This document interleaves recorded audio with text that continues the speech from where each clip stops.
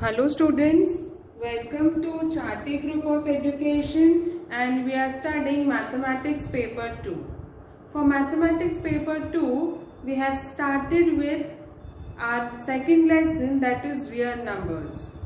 In real number students, we were discussing about surds, and the surd is nothing but it is an irrational root. When we have begun further, we were talking about how to simplify surds, what was like and unlike surds, and in the last video class we have discussed about comparison of surds. हमने देखे थे कि किस तरीके से हम surds को compare करेंगे, किस तरीके से हम उसको पहले सिंप्लीफाई करेंगे, फिर हम उसके ऑर्डर्स को चेक करेंगे और फिर ऑर्डर सेम होने के बाद नंबर्स को चेक करेंगे कि वो लाइक सर्ड्स है या अनलाइक सर्ड्स है, किस तरीके से उसकी साइन घूमेंगे एंड ऑल. लेस देन आएंगी कि ग्रेटर देन आएंगी के इक्वल्स टू आएंगी. आई होप आपने डेली टास्क में सारा रिविजन किया होगा. नाउ हम आगे बढ़ रहे हैं to simplify surds. When we are talking about simplification of surds, let's begin with understanding कि हमारे पास जब भी सर्ड्स है और हम सर्ड्स को प्लस या माइनस कर रहे हैं तो वो टाइम पे उसका जो रूट वाली टर्म है यानी रेडिकेंट जो है वो सेम होना चाहिए, तब जाके हम चीजों को कॉमन निकाल पाएंगे और आगे बात कर पाएंगे. आपके सामने क्वेश्चन दिख रहा है to simplify 7 under root 48 minus under root 27 minus under root 3. इसको सिंप्लीफाई करने के लिए सबसे पहले हम स्टार्ट करेंगे. जब भी हम क्वेश्चन देख रहे हैं पहले क्वेश्चन को लिखिए. आपके सामने जो क्वेश्चन है बेटा वो छोटा रहा तो 2 मार्क्स के लिए और बड़ा रहा तो 3 मार्क्स के लिए एग्जाम में आता है. आपके सामने जो पर्टिकुलर क्वेश्चन है ये आपको 2 से 3 मार्क्स के लिए इम्पोर्टेंट है. ओके, सो नाउ जब हम इसकी बात कर रहे हैं हमारे सामने फिलहाल कुछ भी कॉमन निकालने के लिए नहीं है. ना हम कुछ कॉमन निकाल सकते हैं बेटा, ना ही हम कुछ कॉमन निकालने के बाद प्लस माइनस कर सकते हैं. तो सबसे पहले इट इज इम्पोर्टेंट कि हम सर्ड को उसके सिंपलेस्ट फॉर्म में डालें. जब हम सर्ड्स को सिंपलेस्ट फॉर्म में डालने की बात कर रहे हैं तो हमें ये समझ में आना चाहिए, क्योंकि हम ऑलरेडी डिस्कस कर चुके हैं what is simplification of surd, तो हमें इसको सिंप्लीफाई करना जरूरी है.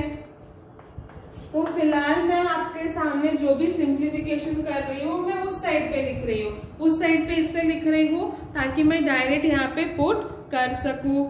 तो आपके सामने यहाँ पे 48 है. पहले हम चेक करेंगे 2 का भाग जाएगा क्योंकि इवन नंबर है, तो ये होगा 2 into 24. ठीक है, फिर और आगे होगा 2 into 2 into 12. देन आगे सिंप्लीफाई होगा 2 into 2 into 2 into 6.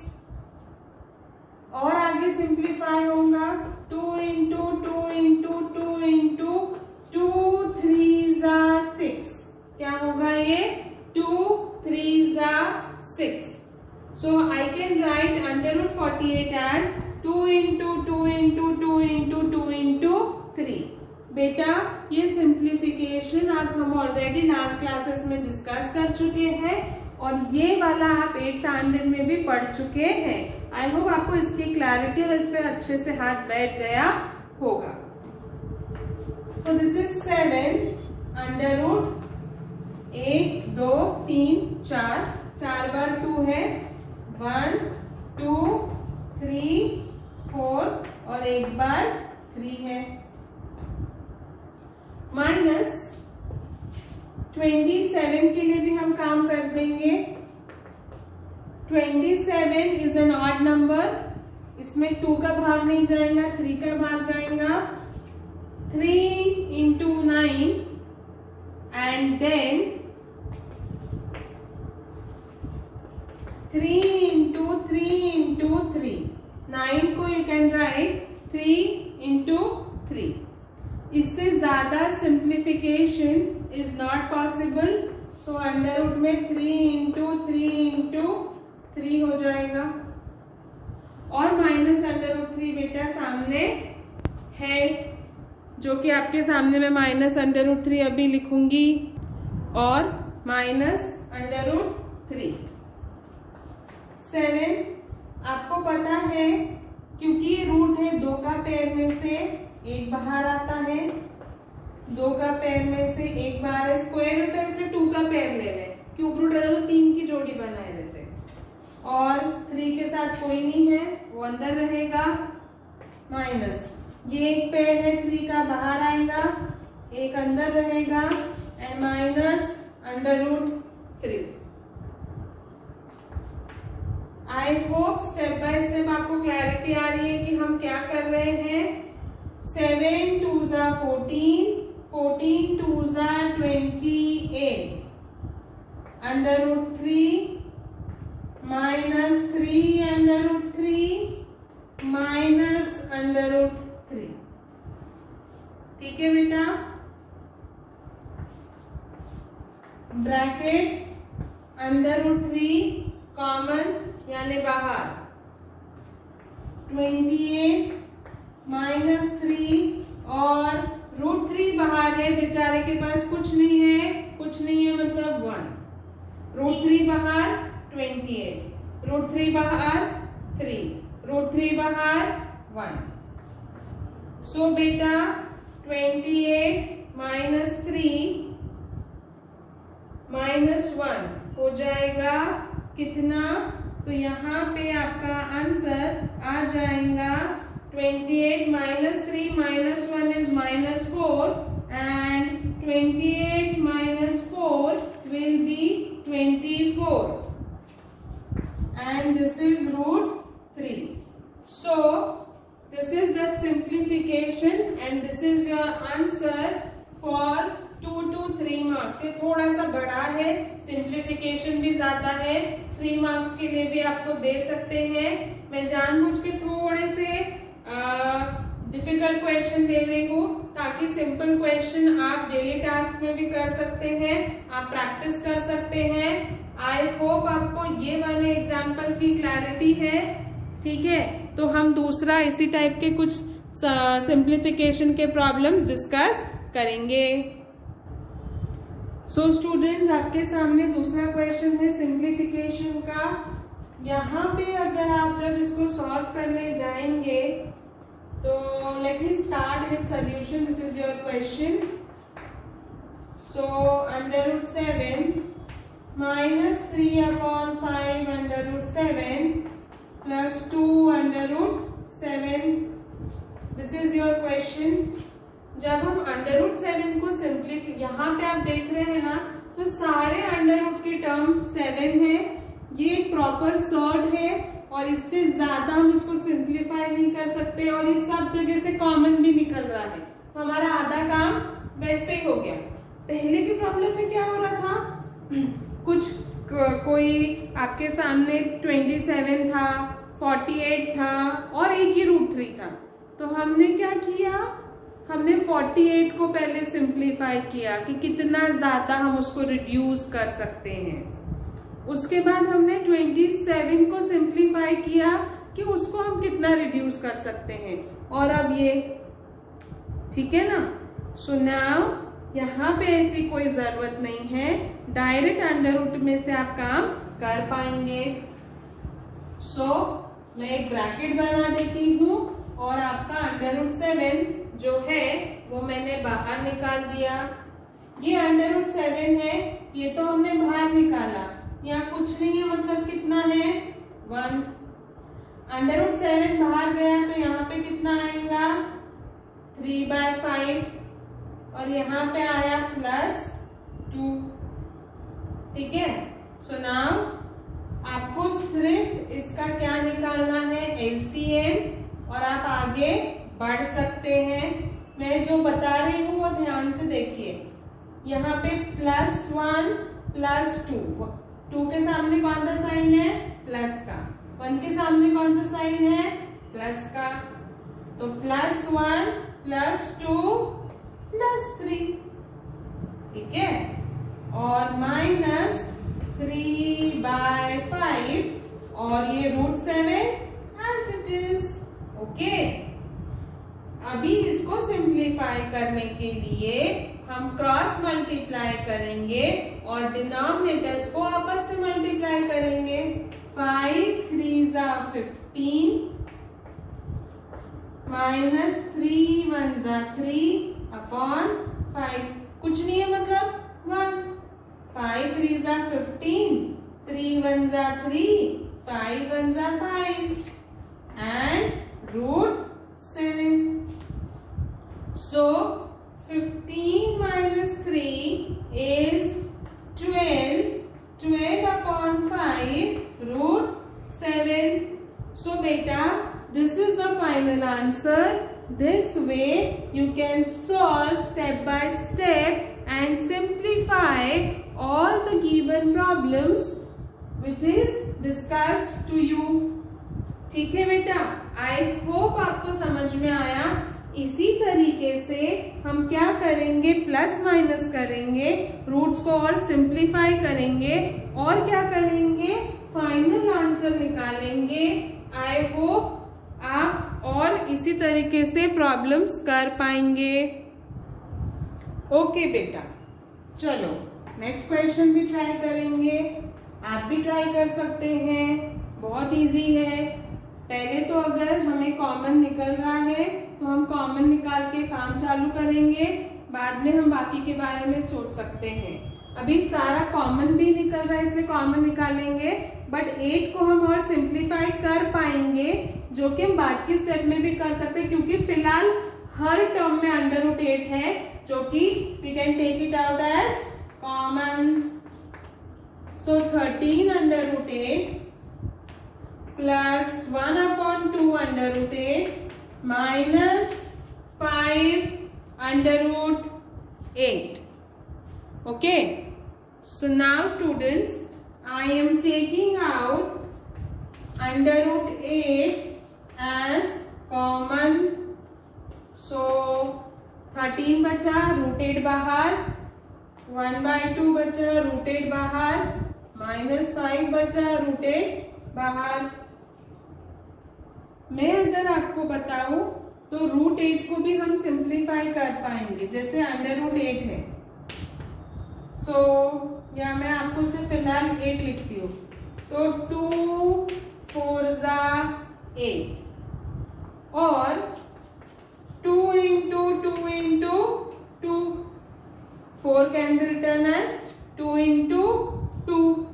तो ये √8 के बदले मैं क्या लिख सकती हूँ, फिलहाल तो मैं √8 है, मैं नेक्स्ट टाइम में √8 के बदले 2 into 2 into 2 लिख दूंगी। ओके, ठीक है। +13 -5 कर लेंगे। अगर जो टर्म फ्रैक्शन में नहीं है तो उसको पहले, ये फ्रैक्शन इसको अपन बाद में सॉल्व करेंगे। ये आपके पास कंप्लीट टर्म है, इसको हम अभी सॉल्व कर देंगे। तो कितना आ जाएगा, 8।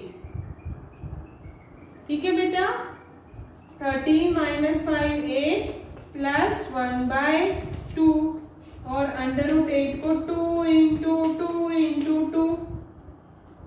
ठीक है बेटा, समझ में आ रहा है क्या? ओके, सो नाउ देखिए, 8 2 16 plus 1 upon 2, cross multiplication, denominators का आपस में multiplication, 2 into 8 16 plus 1 into 1 1 upon 2 into 1। सो ये एक पेयर है, 2 बाहर, √2। ठीक है बेटा, इस तरीके से अब ये हो गया 17/2 into 2 √2, 2 cancel, answer will be 17/2। ठीक है बेटा, this way we can simplify the given problems which is there to you. Now I just want to tell you देखो बेटा, हमने सर्च के प्रॉब्लम किए, हमने एक्चुअली क्या किया, हमने सर्च को सिंप्लीफाई किया। क्या किया? सर्च को सिंप्लीफाई। जब हम सर्च को सिंप्लीफाई कर रहे हैं वो टाइम पे मैंने आपको 3 प्रॉब्लम्स आपके सामने लिए, पर तीनों प्रॉब्लम्स में कुछ बात है। पहले प्रॉब्लम में जो रूट की टर्म थी ना वो रिड्यूस्ड नहीं थी, तो मैंने पहले 48 को भी रिड्यूस्ड किया और 27 को भी रिड्यूस किया। उसमें से मैंने क्या किया बेटा, मैंने कॉमन निकाला, और मैंने क्या कॉमन निकाला, √3। फिर मैंने प्लस माइनस करके आगे काम किया। जब मैंने आपके सामने ये क्वेश्चन डिस्कस किया ना बेटा, इसमें मैंने कुछ भी सिंप्लीफाई नहीं किया। क्यों नहीं किया? क्योंकि √7 क्या हो रहा था, सब में था, तो मैंने √7 को क्या कर दिया, कॉमन निकाल दिया, फिर प्लस माइनस किया और वैल्यू डाल दी। बेटा मैं आपको एक चीज याद दिला दूं, जब हम सर्च का एडिशन और सब्सट्रैक्शन करेंगे वो टाइम पे सर्ड कॉमन होना चाहिए, रूट की टर्म कॉमन होना चाहिए, और इसीलिए कोएफिशिएंट का प्लस रहा तो प्लस और माइनस रहा तो माइनस। मैं डायरेक्ट यहाँ पे जब कोई टर्म है और रूट अलग अलग है, कहीं √7 है और कहीं √27 है, तो मैं एडिशन सब्सट्रैक्शन नहीं कर सकती। क्यों? क्योंकि पहले उसका रूट सेम होना चाहिए। जब उसका रूट वो सर्ड अगर लाइक सर्ड्स है फिर एडिशन सब्सट्रैक्शन होंगे बेटा। तीसरे प्रॉब्लम में भी सब जगह अंडर रूट था, और क्योंकि सब जगह अंडर रूट था मैंने कॉमन निकाला, जैसे मैंने इसमें भी कॉमन निकाला था, लेकिन √7 के बाद बेटा आगे काम नहीं हो रहा था। ये क्योंकि ये इर्रेशनल रूट है, इसके आगे ये 7 प्राइम नंबर है, इसके आगे इसका सिंप्लीफिकेशन वाज नॉट पॉसिबल। पर ये √8 ये तो इसके आगे सिंप्लीफिकेशन पॉसिबल था, क्योंकि मैं और इसको रिड्यूस कर पाई रहती, क्योंकि ये कंप्लीट हमें एक बार जैसे हम √8 को 2 लिख सकते हैं, तो मैं कर पा रही थी, इसीलिए मैंने क्या किया, मैंने उसको रिड्यूस किया और सिंप्लीफाई किया ताकि मैं उसको आगे कैंसिलेशन कर सकूं। जरूरी नहीं है हर बार सिंप्लीफाई हो, जरूरी नहीं है हर बार सिंप्लीफाई हो, बट हमें ट्राई करना है कि ऐसा तो नहीं होता था कि रूट से कोई टर्म बाहर आ जाए, कहीं कैलकुलेशन में कैंसिल हो जाए और आंसर आ जाए, तो बेटा ऐसा करना है। आई होप आपको समझ में आ रहा है कि जब भी आपके सामने रूट की टर्म रही ना, जब भी हम सिंप्लीफाई कर रहे हैं, हम प्लस कर रहे हैं, हम माइनस कर रहे हैं, पहले आप देखो कि कॉमन निकालना बहुत जरूरी है। क्या हम कॉमन निकाल पा रहे? नहीं निकाल पा रहे, तो पहले उसको सिंपलेस्ट फॉर्म में रिड्यूस करो और फिर आगे बढ़ो। यहाँ तक आई होप आपको क्लैरिटी आ रही है। आई गेस और हम प्रॉब्लम्स करेंगे तो हमें और समझ में आएगा। बेटा मैं आपके सामने अभी डेली टास्क दे रही हूँ, आप ये आज का डेली टास्क लिखिए और स्टेप बाय स्टेप आप उसको अच्छे से पढ़ेंगे, सिंप्लीफाई करेंगे और कोशिश करेंगे अच्छे से सॉल्व करने की। आपको जितनी ज्यादा प्रैक्टिस होगी उतना ज्यादा आपको कॉन्फिडेंस आएगा प्रॉब्लम सॉल्व करने का, और आप इसको बहुत अच्छी तरीके से सॉल्व कर पाएंगे। तो बेटा ये आपके सामने मैंने 5 क्वेश्चंस रखे हैं। ये 5 क्वेश्चंस आपके डेली टास्क का पार्ट है। इसको आप अच्छे से करेंगे, स्टेप बाय स्टेप सिंप्लीफाई करने की कोशिश करेंगे।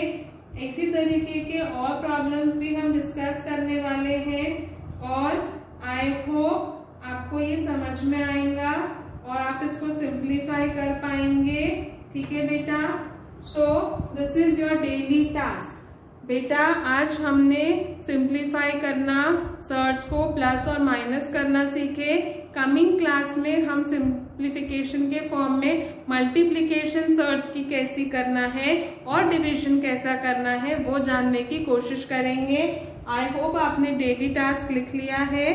हमें ध्यान रखना है कि हमें किस तरीके से उसको प्रोसीड करना है, और अगर आपको नहीं समझ में आया या कोई क्वेरीज है तो you can get back to us. Thank you so much.